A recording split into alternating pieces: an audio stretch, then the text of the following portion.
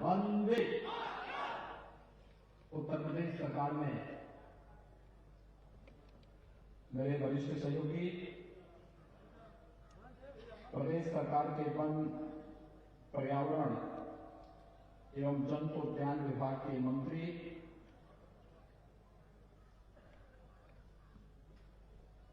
श्री दारा सिंह चौहान जी, जनपद के प्रभारी मंत्री श्री सुरेश पासी जी, विधान परिषद के सदस्य श्री यशवंत सिंह जी,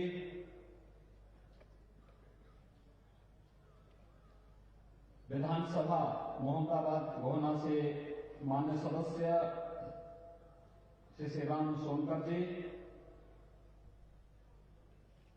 घोसी विधानसभा क्षेत्र से मान्य सदस्य श्री विजय राजभर जी, भारतीय जनता पार्टी के क्षेत्रीय अध्यक्ष डॉक्टर धर्मेंद्र सिंह जी, मऊ के जिलाध्यक्ष प्रवीण कुमार गुप्त जी, जनपद मऊ की 136 करोड़ रुपए से अधिक की परियोजनाओं के आज के लोकार्पण और शिलान्यास कार्यक्रम यहां पर उपस्थित जनपद मऊ के सभी उपस्थित भाइयों बहनों, पत्रकार मित्रों,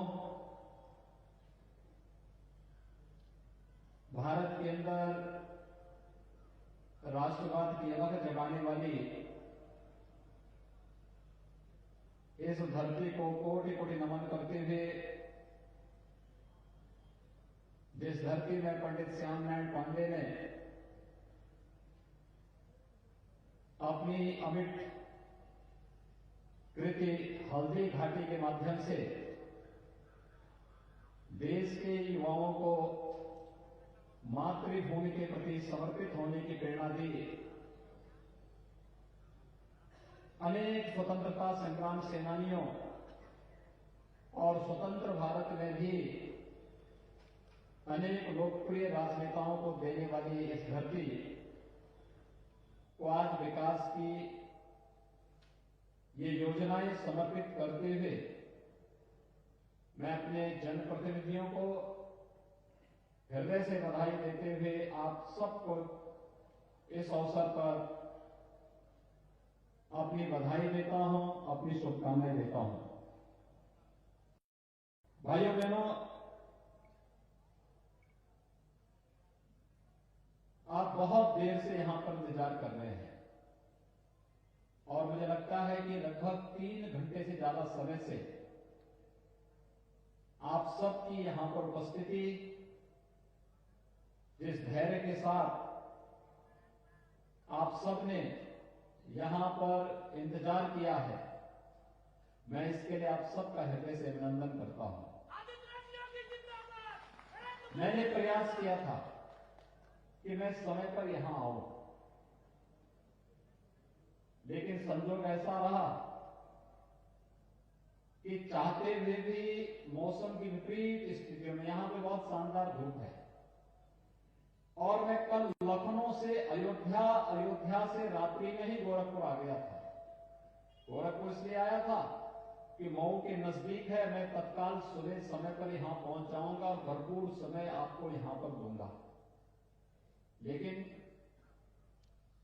सुबह से ही भयंकर कोहरा है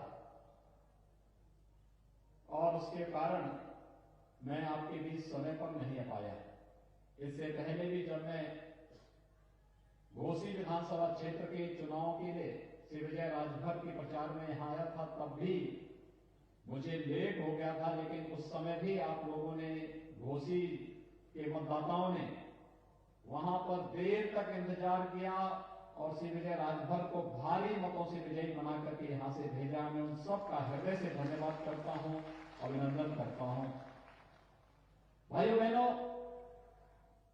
विकास शासन की प्राथमिकता है। याद करिए 2014 में जब देश के प्रधानमंत्री के रूप में मोदी जी ने शपथ ग्रहण किया था, तब उन्होंने देश की जनता को एक ही बात कही थी कि हम विकास की योजनाओं का लाभ बिना भेदभाव के हर गरीब तक पहुंचाने का कार्य करेंगे। गरीब के साथ कोई भेदभाव नहीं होने देंगे, न जाति के नाम पर, न मत और मजहब के नाम पर, और क्षेत्र और भाषा के आधार पर। इस देश के अंदर एक नियति बन गई थी चेहरा देखकर के योजनाओं का लाभ देने का। योजनाओं का लाभ चेहरा देखकर के देने की जो दुष्प्रवृत्ति थी, इसीलिए इस देश के अंदर गरीबी, इस देश के अंदर बेरोजगारी, इस देश के अंदर अव्यवस्था, इस देश के अंदर अराजकता को जन्म दिया। और आजादी के बाद पहली बार देश के अंदर योजनाओं का लाभ बिना किसी भेदभाव के देने की बात जो प्रारंभ हुई, आज उसका परिणाम है प्रधानमंत्री आवास बिना भेदभाव के हर गरीब को दिया जाता है। स्वच्छ भारत मिशन के अंदर हर गरीब के घर में शौचालय बनता है, विद्युत का कनेक्शन बिना भेदभाव के हर गरीब को मिलता है, रसोई गैस का सिलेंडर हर गरीब को बिना भेदभाव के मिलता है, 5 लाख रुपए की आयुष्मान भारत की सुविधा हर गरीब को बिना भेदभाव के मिलता है। हर व्यक्ति को बिना भेदभाव के शासन की योजनाएं देने का कार्य, न उसकी जाति देखनी है, न उसका मत देखना है, न उसका मजहब देखना है, न उसका क्षेत्र देखना है, न उसकी भाषा देखनी है, क्योंकि हमारे लिए तो देश के अंदर 135 करोड़ की जनता ही हमारा परिवार है, और उसके चेहरे पर खुशहाली लाना यही प्रधानमंत्री मोदी जी का संकल्प है। और उसी संकल्प के लिए दिन रात परिश्रम करते हैं, देश की जनता के साथ उनके सुख दुख में खड़े होते हुए दिखाई देते हैं। हमारे लिए भी प्रदेश के अंदर 24 करोड़ की आबादी ही अपना परिवार है, और इसके तरह हम तो सोच भी नहीं सकते, इसके अंदर कुछ भी नहीं सोचा जा सकता। इस 24 करोड़ जनता के चेहरे पर खुशहाली हो, इनके जीवन में मंगल हो, और इन सबको न केवल विकास की योजनाओं के साथ जोड़ना, बल्कि प्रत्येक नागरिक को सुरक्षा प्रदान करने का कार्य भी सरकार कर रही है।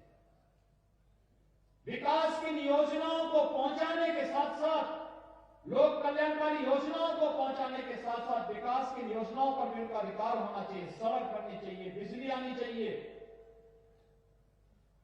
शुद्ध पेयजल की व्यवस्था होनी चाहिए, बाढ़ से बचाव की व्यवस्था होनी चाहिए, बंद पड़ चुके कल कारखानों को फिर से प्रारंभ होना चाहिए, और युवाओं को रोजगार और नौकरी भी मिलनी चाहिए।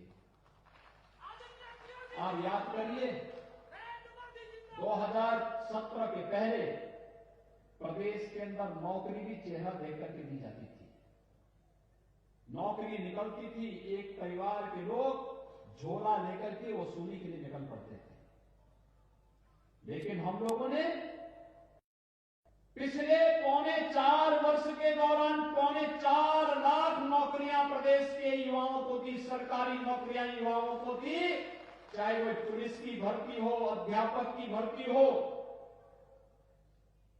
शिक्षा विभाग की हो, स्वास्थ्य विभाग की हो, सिंचाई विभाग की हो, लोक निर्माण विभाग की हो, किसी भी विभाग की नौकरी क्यों न रही हो, कोई बेईमानी और भ्रष्टाचार नहीं कर सकता। उत्तर प्रदेश के युवाओं की प्रतिभा और उसकी ऊर्जा के साथ कोई धोखा नहीं कर सकता। कोई धोखा करेगा तो उसकी जगह जेल होगी, जेल, और उसे जेल पहुंचाने का कार्य भी सरकार ने मजबूती के साथ किया है। भाइयों बहनों, हर नौजवान के हाथ को रोजगार देना, हर किसान को समय पे बीज, खाद और पानी की व्यवस्था करना, हर व्यापारी को सुरक्षा की गारंटी देना, हर महिला के सम्मान की रक्षा करना, और देश विकास, इंफ्रास्ट्रक्चर डेवलपमेंट की विकास की परियोजनाओं को तेजी के साथ आगे बढ़ा करके अधिक से अधिक रोजगार की संभावनाओं को आगे बढ़ा करके उत्तर प्रदेश को देश के सामने सबसे विकसित राज्यों के रूप में प्रस्तुत करने के संकल्प के साथ आज हम प्रधानमंत्री मोदी जी के नेतृत्व में कार्य कर रहे हैं। आज यही कारण है, जिन लोगों की आदत थी योजनाओं को लटकाने की, वे कार्य नहीं होने देते थे, कोई कार्य नहीं होने देते थे, हर कार्य को लटकाते थे, भटकाते थे, न विकास के कार्य होने देते थे, न आस्था का सम्मान होने देते थे। आखिर इन 3 वर्षों, इन 3 पौने 4 साल के दौरान लोग सोचते थे, लोग हमसे पूछते थे क्या अयोध्या में राम मंदिर बन पाएगा? हम कहते थे जरूर बनेगा, चिंता मत करिए, जरूर बनेगा। पर भाइयों बहनों, जनता जनार्दन ने अवसर दिया, प्रधानमंत्री के रूप में मोदी जी आए, 500 वर्षों की समस्या का समाधान किया और 5 अगस्त 2020 को अयोध्या में भगवान राम के भव्य मंदिर निर्माण का मार्ग भी प्रशस्त हो गया। 500 वर्षों तक जिस कार्य की तमन्ना देश की जनता देखती थी, जिसके लिए वो शहीद हुई थी, अपनी आस्था को प्राप्त करने के लिए जो तमन्ना थी, आज सपना साकार हुआ। कोई सोचता था? विकास की बड़ी बड़ी परियोजनाओं के बारे में भी चर्चाएं होती थी। लोग कहते थे क्या ये होंगे, ये 4 लेन, 6 लेन, इन सड़कों के बारे में लोग कल्पना करते थे। आज हम पूर्वी उत्तर प्रदेश को पूर्वांचल एक्सप्रेसवे के साथ जोड़ रहे हैं। ये पूर्वांचल एक्सप्रेसवे पूर्वी उत्तर प्रदेश के अर्थव्यवस्था की बैकबोन बनने जा रही है, यानी यहां की अर्थव्यवस्था की रीढ़ बनने जा रही है।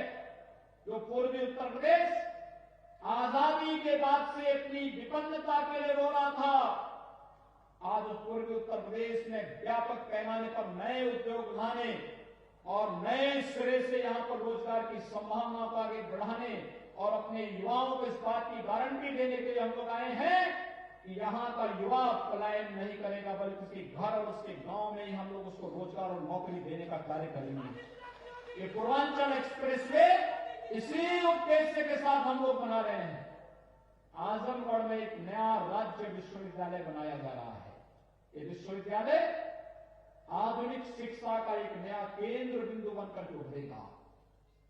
आजमगढ़, जिसको लोग पहले डर से नाम भी नहीं लेते थे, लेकिन आज आजमगढ़ में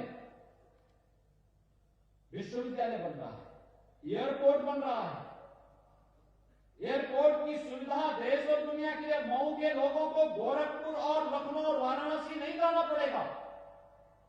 मुश्किल से 50 किलोमीटर की दूरी पर, 1 घंटे की दूरी पर एयरपोर्ट, और एयरपोर्ट से देश के अंदर कहीं भी जाने की सुविधा आपको केवल आजमगढ़ से प्राप्त हो जाएगी। भाइयों बहनों, ये विकास की ये योजनाएं लोगों के जीवन में व्यापक परिवर्तन लाने की दिशा में सरकार का एक प्रयास है, क्योंकि विकास के प्रति सोच रखने वाली सरकार आपने दी, इसलिए सरकार ने भी इस प्रकार की योजनाएं दी। हम लोगों ने प्रयास प्रारंभ किया है, महिला स्वयंसेवी समूह के माध्यम से मातृशक्ति के स्वावलंबन के कार्यक्रम को आगे बढ़ाया जा सके बहुत बेहतर तरीके से। आज आप देख रहे होंगे, अभी 3 दिन पहले हम लोगों ने 97,000 से अधिक महिला स्वयंसेवी समूहों को 400 करोड़ रुपए से अधिक की राशि रिवॉल्विंग फंड के रूप में वितरित की है।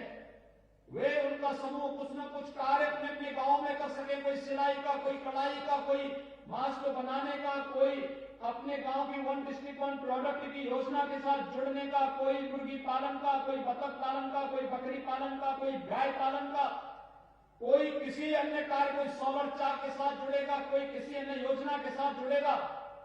ये सभी कार्य इसी के लिए, क्योंकि अगर एक महिला अपने परिवार में खुशहाल होती है तो पूरा परिवार खुशहाल होता है, और परिवार खुशहाल होता है और समाज की खुशहाली का मार्ग प्रशस्त करता है।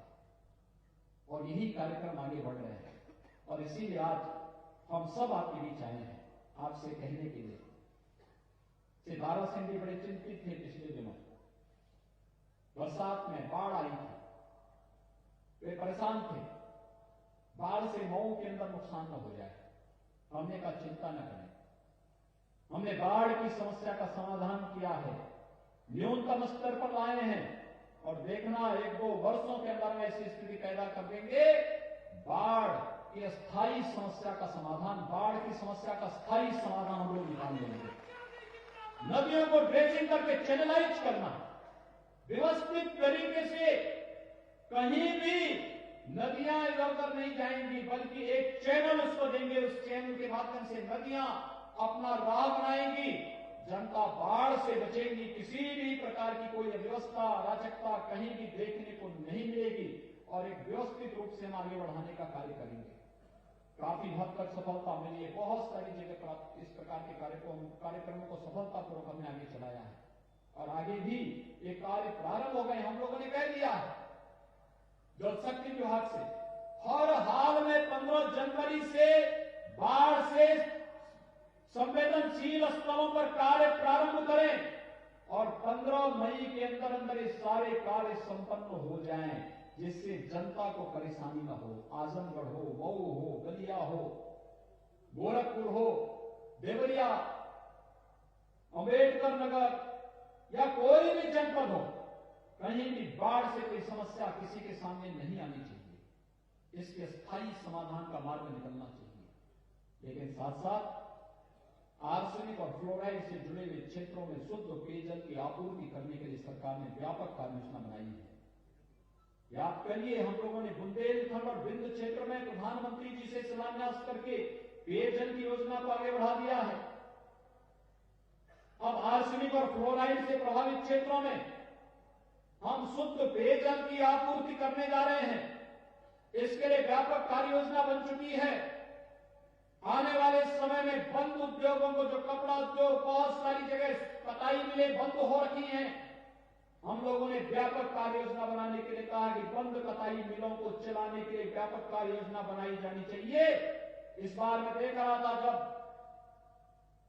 कंबल वितरण का कार्य किया जा रहा है, मैंने कहा है प्रशासन से मोटा कंबल दीजिए गरीबों को, जिससे ठंड वास्तव में ठंड से बचाया जा सके, क्योंकि एक गरीब के लिए इससे बचना बहुत महत्वपूर्ण है। और भाइयों बहनों, ये मोटा जो कंबल है, ये मोटा कंबल प्रदेश के ही कंबल कारखानों में बनाया जा रहा है। इसलिए सरकारों ने इन्हें बंद कर दिया था, हमने इसे फिर से चलाया है और आज प्रदेश के कंबल कारखानों में बने हुए कंबल से जब गरीब की ठंड भाग रही है तो उसका आशीर्वाद भी सरकार को प्राप्त हो रहा है कि देखिए, एक गरीब के ठंड को सरकार ने दूर किया है और उसका लाभ किस रूप में प्राप्त हो रहा है। ये योजनाओं का लाभ और साथ साथ शासन का पैसा अगर सही जगह इस्तेमाल हो जाए तो कोई समस्या ही नहीं आती। समस्या तो तब आती थी जब पिछली सरकारें इन सभी मिलों की जमीनों को बेचने का काम कर रही थी, मिलों को बंद करती थी, नौजवानों को बेरोजगार करती थी और फिर एक एक करके जब ये कारखाने बंद होते थे फिर उनकी जमीनों को नीलाम करने का कार्य औने पौने दाम पर करती थी। हमारी सरकार ने मिलों को, जमीनों को बेचने का कार्य नहीं किया। हमारी सरकारों ने बंद चीनी मिलों को बंद यानी बेचने का काम नहीं किया, बल्कि फिर से कोविड-19 के दौरान भी हमने चीनी मिलों को चलाया है और हम लोगों ने कहा है कि जिनका मामला सुप्रीम कोर्ट में है वहां से जैसे ही निस्तारण होता है मामला, हम लोग फिर से उन चीनी मिलों के पुनरुद्धार की व्यापक कार्य योजना बनाएंगे। लेकिन जिन चीनी मिलों का विवाद नहीं है, उन चीनी मिलों का पुनरुद्धार की व्यापक कार्य योजना बननी ही चाहिए, क्योंकि ये हमारे किसानों के हितों में है। और भाइयों बहनों, किसानों के लिए तो पिछले 6 वर्षों के दौरान प्रधानमंत्री मोदी जी के नेतृत्व में जितना कार्य हुआ है वो अविस्मरणीय है, अभिनंदनीय है। मैं प्रधानमंत्री मोदी जी का अभिनंदन करता हूं। आज के दिन पर कोई किसान ये नहीं कह सकता है कि प्रधानमंत्री किसान सम्मान निधि से उसको वंचित रखा गया। हर किसान के पास सालाना 6,000 रुपए प्रधानमंत्री किसान सम्मान निधि का देने की व्यवस्था कर दी गई है। 6,000 रुपए सालाना, यानी हर चौथे महीने 2,000 रुपए स्वतः ही किसान के खाते में जा रहे हैं। अभी परसों 25 तारीख को प्रधानमंत्री मोदी जी उत्तर प्रदेश के 2,30,00,000 किसानों के खातों में 1,800 करोड़ रुपए से अधिक की राशि सीधे उनके खातों में भेजने का कार्य करेंगे। पूरे देश के अंदर अगर आप देखेंगे तो 9 करोड़ किसानों के खातों में 18,000 करोड़ रुपए की राशि जाने वाली है। इतना बड़ा कार्य भाइयों बहनों पहली बार देश के अंदर हुआ है किसानों की उपज को खरीदने का मामला हो, गन्ना मूल्य का भुगतान पिछले 3.5 वर्ष के दौरान 1,12,000 करोड़ रुपए से अधिक का गन्ना मूल्य का भुगतान हुआ। प्रधानमंत्री फसल बीमा योजना हो या प्रधानमंत्री कृषि सिंचाई की योजना, न्यूनतम समर्थन मूल्य के आधार पर किसानों की उपज को खरीदने का हो या फिर केंद्र और प्रदेश सरकार की विभिन्न योजनाओं से किसानों को लाभान्वित करने का कार्य, ये सभी कार्य सफलतापूर्वक किए गए। और आज जब किसानों की आमदनी को दुगना करने के क्रम में केंद्र की सरकार ने 3 कृषि संबंधी बिल पास किए हैं, जिसके अंतर्गत किसान को स्वतंत्रता दी जा रही है कि किसान अपनी फसल को कहीं भी बेच सकता है, उस पर कोई टैक्स नहीं लगेगा। तो बहुत सारे लोगों को इसमें बुराई, यानी बहुत सारे लोग इस फैसले का विरोध कर रहे हैं। तो चंद मुट्ठी भर लोग हैं जो विरोध कर रहे हैं, क्योंकि किसान को बिचौलियों से मुक्ति उनको बुरा लग रहा है। भाइयों बहनों, हमें देखना पड़ेगा। बार बार केंद्र सरकार ने कहा है एमएसपी बंद नहीं होगी, न्यूनतम समर्थन मूल्य की घोषणा बंद नहीं होगी, लेकिन तब भी गुमराह करने का प्रयास किया जा रहा है। एपीएमसी एक्ट में संशोधन के बाद मंडियां बंद नहीं होंगी, लेकिन एक नई प्रतिस्पर्धा, जहां अच्छा दाम किसान को मिलेगा, किसान वहां पर अपनी फसल बेच सकता है, लेकिन गुमराह करने का प्रयास हो रहा है। बार बार कहा जा रहा है कि कॉन्ट्रैक्ट खेती में एक म्यूचुअल अंडरस्टैंडिंग होता है। किसान देना चाहे तो अपनी खेत को कॉन्ट्रैक्ट खेती के लिए दे सकता है, लेकिन मालिक तो उसका किसान ही रहेगा। लेकिन गुमराह करने का प्रयास हो रहा है कि किसान के खेत पे दूसरे लोग कब्जा कर लेंगे। कैसे कोई कब्जा कर लेगा? आप जान नहीं रहे हैं, इन लोगों को मालूम ही नहीं है कि कोई माफिया बनकर के जाएगा तो माफिया की क्या दुर्गति होती हुई देख रहे होंगे इस समय।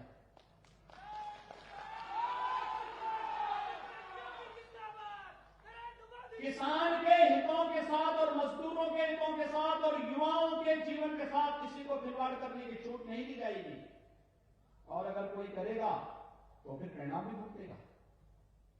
और यही तो कहा जा रहा है, लेकिन फिर भी एक झूठ को बार बार कह करके जनता के सामने भ्रम की स्थिति पैदा करने का कुत्सित प्रयास किया जा रहा है। मैं आप सबका आह्वान करूंगा, आज हम सबकी जिम्मेदारी बनती है, सुधार आज की आवश्यकता है, और इस सुधार के साथ हम सबको जोड़ना चाहिए। ये विकास, इसी सुधार की प्रक्रिया के साथ आप सबको जोड़ने के लिए आज हम सब आपके बीच आए हैं। हम आने वाले समय में ढेर सारी अन्य योजनाओं के साथ यहां पर आ रहे हैं। आज तो मैं केवल एक सामान्य जनपद भ्रमण और यहां की समीक्षा की दृष्टि आपके बीच में आया था। इन योजनाओं का जो हमारे जनप्रतिनिधियों ने यहां पर प्रयास करके यहां के विकास के लिए कुछ योजनाएं ला करके आपको समर्पित की हैं, इन योजनाओं का यहां पे लोकार्पण और शिलान्यास का ये भव्य कार्यक्रम यहां पर हो रहा है।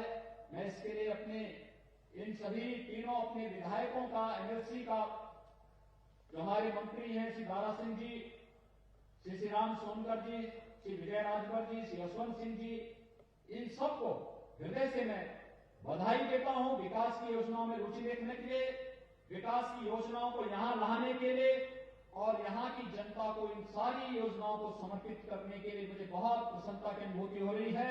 मैं मऊ जनपद के सभी नागरिकों को एक बार फिर से हृदय से बधाई देते हुए आप सबके प्रति अपनी शुभकामनाएं देता हूं, और आप सबको विश्वास दिलाता हूं कि हम विकास के पैमाने पर और सुरक्षा के पैमाने पर किसी भी प्रकार का कोई समझौता नहीं होने देंगे। आप सबके हितों को हर हाल में, चाहे वो गांव का विकास का मामला हो, किसानों के हितों का मामला हो, नौजवानों के रोजगार का मामला हो, या फिर महिलाओं के सम्मान का मामला हो, इस पर सरकार पूरी प्रतिबद्धता के साथ आपके साथ मिलकर के कार्य करेगी। आप सबके प्रति मेरी शुभकामनाएं। धन्यवाद। जय हिंद।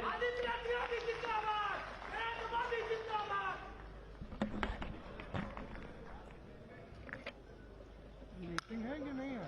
कार्यक्रम समापन की कड़ी में माननीय प्रभारी मंत्री जी से सादर अनुरोध है कि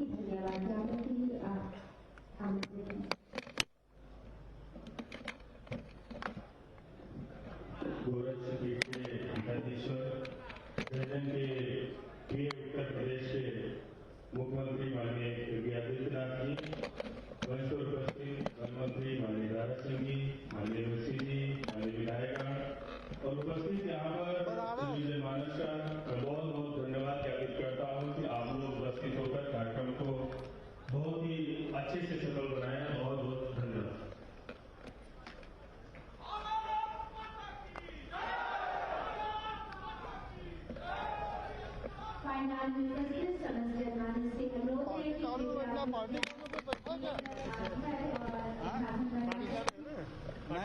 नहीं बैठे थे हम तो पार्टी दूसरी में आए थे। पार्टी का बैठे ना, पार्टी का है ना लगा देख